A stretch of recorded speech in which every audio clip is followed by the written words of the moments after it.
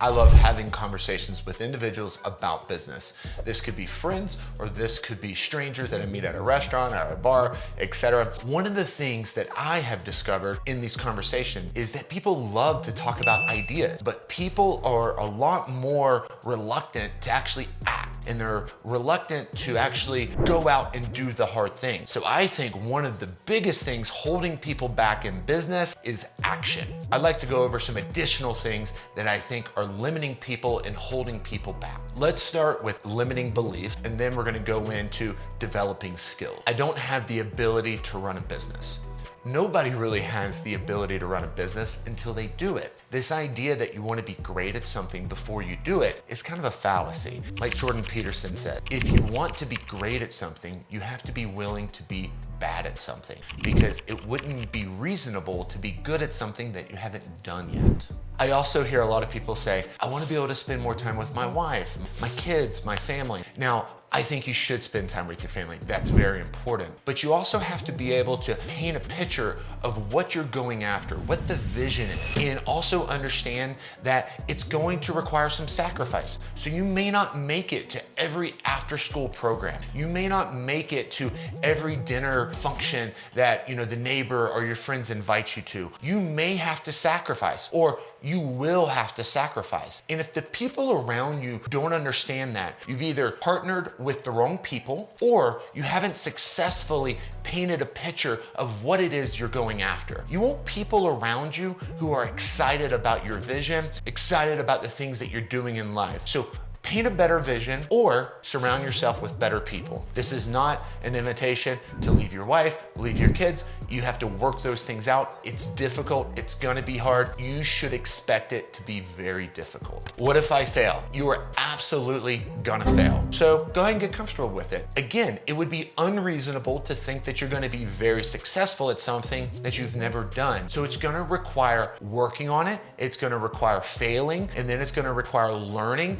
and then doing it better. And so it's a cycle. You're gonna start it, you're gonna figure out what you're not doing well, and you're gonna improve it so you'll be more successful in the future. So it's very much a process. So be prepared to fail. I don't have the resources. I totally understand this. This is a legitimate problem, but you have to be resilient. You have to be a problem solver. When I started my first business, I had $500. When I started my second business, I had more money, but I also had a lot more responsibility. We were moving to a big city, cost of living was higher. I had 2 teenager kids, my wife. All these people have expectations and things that they're used to. And so there was more pressure on me to be successful. And so you have to be willing to work a night job, work the weekends, do whatever it's gonna take to build up some resources to be able to pursue your dreams. A lot of people are like, well, I need an investor. And there's a space for that. We've glorified the whole VC, venture capitalist, raising money. Most businesses are started by working a weekend job and building up some savings, and then creating revenue and doing it kind of in baby steps. And that's the way I've always done it. And I think you can be very successful if you're willing to just really put your head down and to hustle. I know people don't like the hustle culture, but it's what you have to do if you want to be successful. I don't have anyone to teach me.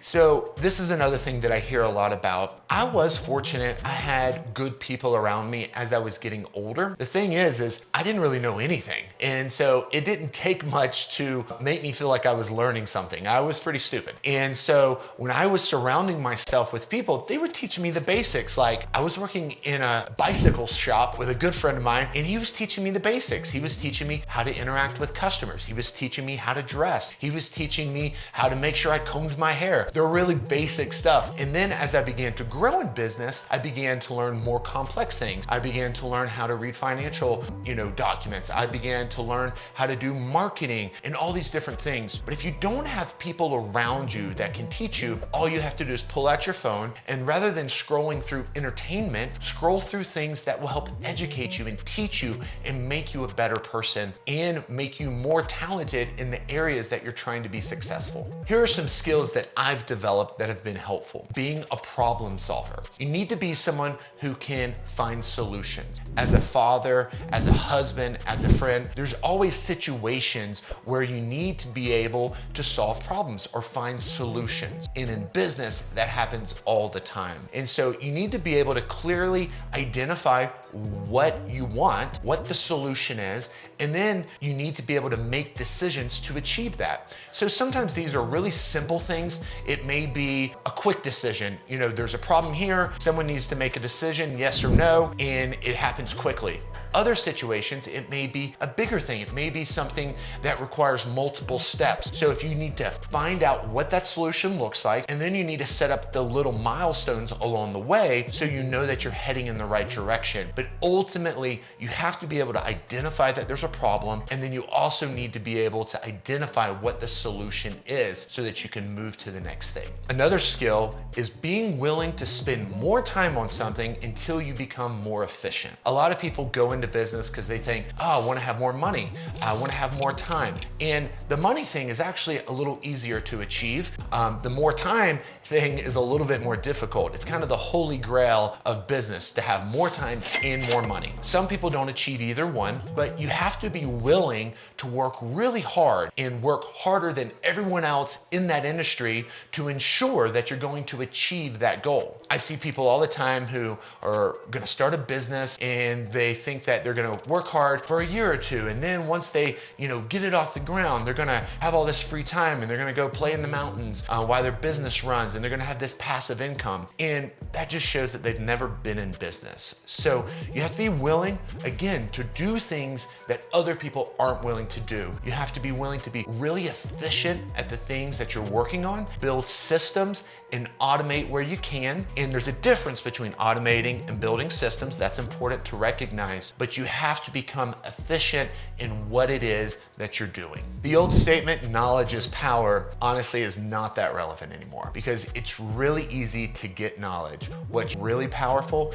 is action, doing the thing. I can sit all day on my phone and absorb all the knowledge that I want to, but if I don't do anything with the knowledge, if I don't change behavior, questionable if I've actually learned anything. I've just observed a lot of different things. So when you talk to a lot of people, especially in college or young, ambitious people, they'll say, oh, I want to make $1 million a year. I'm not sure they really understand what that means, how much money that really is, and what it's going to take to achieve those things. So for a little context, if you make $650,000 a year, which is a lot of money, you're in the top 1%. If you make $1 million a year, you're in the top 0.01%. Which is a ton of money, and there's not really a lot of people making that much money. Now, there's a lot of people that maybe have a net worth of $1 million. There's not as many people making $1 million in income every year. I think there's a misconception of how much money that is and what it really takes to make that type of money. If you want to be one of the best in the world at something, you have to be willing to sacrifice more than everyone else. You have to be willing to sacrifice more than the 99% if you want to be in the top 1%. Most people are not smart enough just to create a Facebook or an Amazon, but there's also this misconception of how much they work. If you look at some of the documentaries and information that's out there about how these companies were built, that's all they did. They were super obsessed. If you look at someone like Kobe Bryant and looked at how much he practiced, people that are great at something spend an extraordinary amount of time focusing on their craft and becoming the best in the world. Don't allow other people's limiting beliefs or expectations hold you back from the things that you want to accomplish in your life.